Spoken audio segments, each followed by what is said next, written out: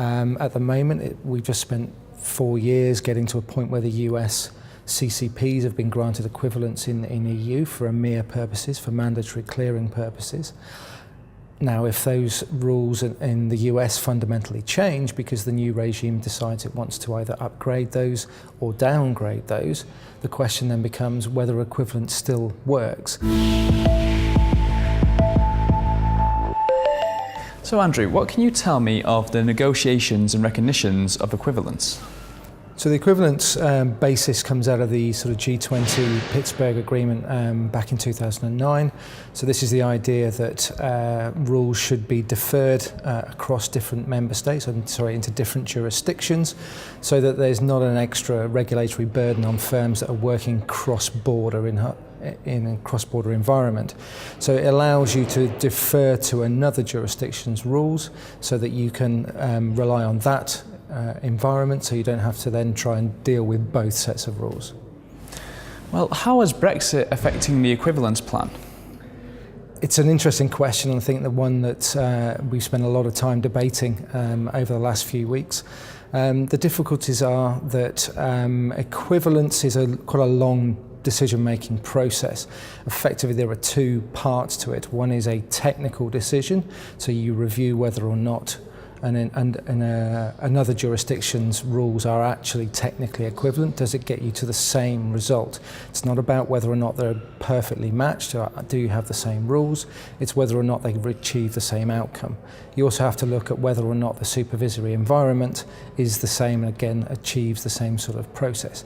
Now for Brexit, for the UK, arguably, technically, they're going to be exactly the same because the UK uses exactly the same rules for most of the European environment. The difficulty is there's also a political element to it as well. So when the UK has now effectively told the other 27 member states it doesn't want to be part of it, there's a political ramification for that to making that decision. The second part to it is that equivalence is based not across the entire jurisdiction and all legislation. It's only very small pieces of legislation, and the big question is whether or not you can have an overarching equivalence decision for the UK or whether you go in and try and do individual equivalence assessments, and that is still unclear.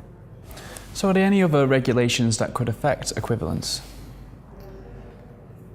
I mean, I think the big thing at the moment, not in terms of legislation, but the other big sort of, I suppose the elephant in the room is the US in terms of their election result. At the moment, we've just spent 4 years getting to a point where the US CCPs have been granted equivalence in EU for EMIR purposes, for mandatory clearing purposes. Now, if those rules in the US fundamentally change because the new regime decides it wants to either upgrade those or downgrade those, the question then becomes whether equivalence still works. Equivalence is not a final decision, it is an ongoing process. So you could find a situation where in a year's time, the equivalence that spent 4 years getting to actually is removed from the US, and that would be a huge impact on the market. Well, thank you, Andrew Broughton, for speaking with us today. It's been a pleasure. No problem, thank you. And thank you for watching at home. Don't forget to click on our website for more interviews like this. Goodbye for now.